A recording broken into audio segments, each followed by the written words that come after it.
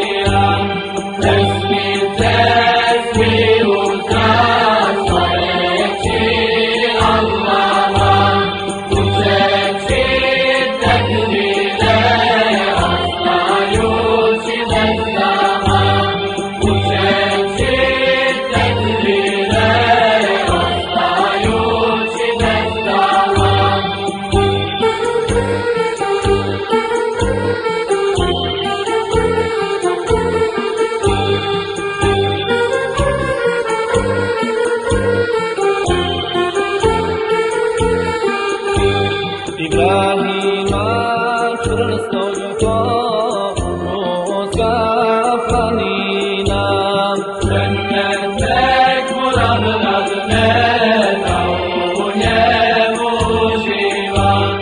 Rami za veselog skromnog Hureyre, u džennetu neka ga vječno tvore murije.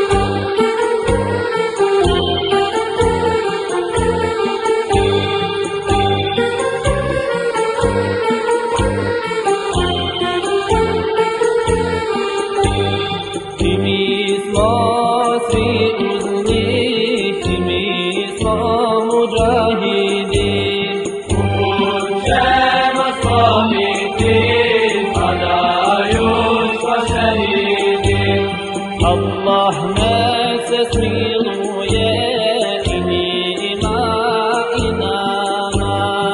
Ostaćemo kod